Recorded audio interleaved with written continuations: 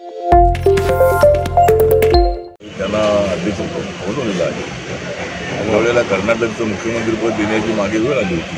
त्यावेळेला त्यांना दलित असल्यामुळे त्यांना बाजूला झालं. आता त्यांना ना इलाज म्हणून त्यांना पक्षाचा अध्यक्ष बनवलेला आहे. आता तो जो काँग्रेस पक्ष आहे तो काँग्रेस पक्ष सामना करण्याएवढ्या ताकदीचा तो राहिलेला नाही आहे. तरी ठीक आहे, काँग्रेस पक्षामध्ये अनेक लोक जे आहेत अनेक लोक मार्गदर्शक आहेत आणि नरेंद्र मोदींचं नेतृत्व हे सर्व समावेशक आहे. नरेंद्र मोदींचं नेतृत्व हे सर्व जाती धर्मांना घेऊन जाणार आहे आणि विकासाच्या दिशेनं ते पुढे चाललेले आहे. जगभरामध्ये त्यांचं नाव आहे. अशा परिस्थितीमध्ये आपण माननीय मोदीजींना साथ दिली पाहिजे अशी भावना अनेक पक्षाच्या कार्यकर्त्यांची आहे.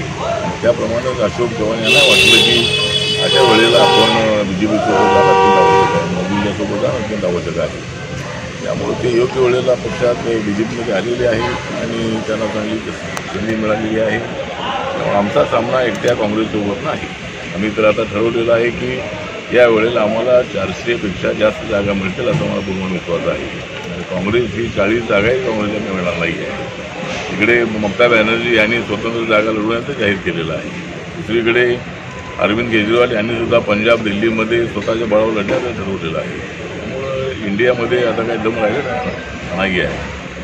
मला असं वाटतं की मोठ्या अजूनही काँग्रेस पक्षामधले बरेचसे आमदार बरेचसे नेते अजूनही BJP-मध्ये येतील असा मला विश्वास आहे. आणि माननीय देवेंद्र फडणवीस यांचं जे नेतृत्व आहे ते अत्यंत मजबूत आहे.